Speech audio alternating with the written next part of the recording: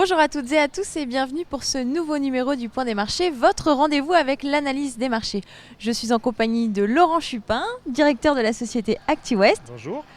Et alors Laurent, dans un contexte difficile où les éleveurs manifestent leur mécontentement, expliquez-nous comment se porte le marché de la viande bovine.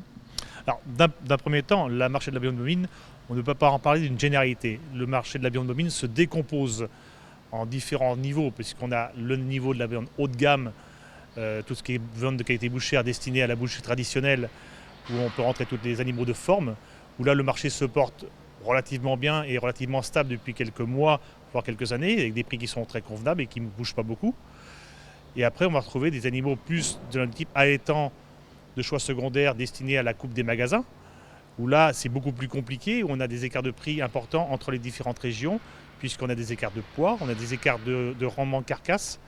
Et là, c'est beaucoup plus difficile pour les éleveurs, et on rentre dans cette catégorie, la race charolaise, qui est plus ou moins malmenée en ce moment, puisque c'est là que les prix pêchent un petit peu. Ensuite, on va retrouver les réformes laitières, où là, le marché actuel est dominé par un manque de marchandises en sortie d'élevage, ce qui provoque une progression des prix constante depuis déjà 4 ou 5 semaines. Enfin, on a le marché des jeunes bovins, où là, le mécontentement des éleveurs est important, puisque les tarifs sont largement en dessous des coûts de production. Et là, ça pose de gros soucis, parce que c'est la rentabilité intrinsèque des élevages qui est mise en cause. Malheureusement, ce secteur d'activité est soumis à une concurrence européenne effrénée, puisque notre production est essentiellement destinée au marché italien, qui lui-même est approvisionné par les marchés des pays de l'Est et aussi du marché allemand. Et là, actuellement, on a plutôt une tendance baissière sur l'ensemble de ces marchés, et ça pose de grosses difficultés aux éleveurs.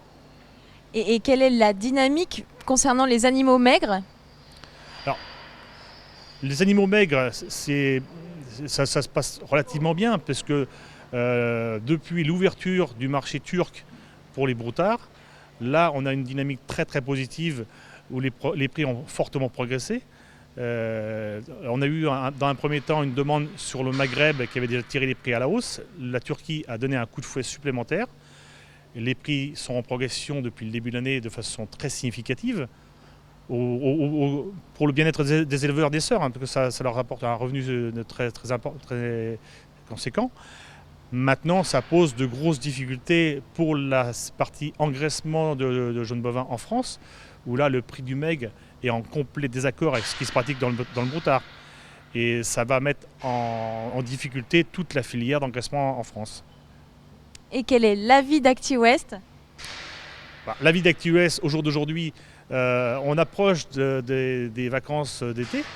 Donc, la demande dans la viande bovine, automatiquement, on va trouver des races beaucoup plus lourdes pour travailler sur la côte d'Azur et les régions côtières, des vaches à viande lourde.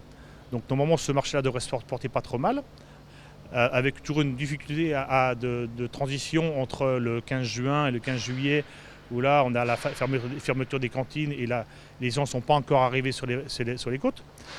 Dans les réformes laitières, le marché devrait se tenir puisqu'on n'est pas dans des volumes importants de sortie. On ne devrait pas avoir de grosses surprises à la baisse dans les semaines à venir.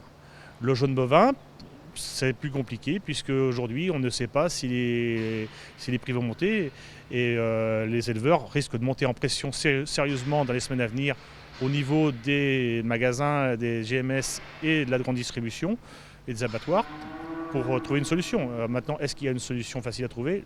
À mon avis, il n'y en a pas. Du côté du broutard, pas d'inquiétude à court terme puisque le marché turc reste demandeur et les prix devraient se tenir très très bien jusqu'au temps que le marché tiendra comme ça.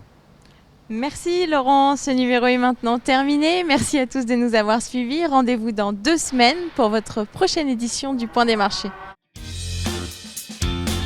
Retrouvez les analyses d'ActiWest sur le service expert élevage de Pleinchamp.com.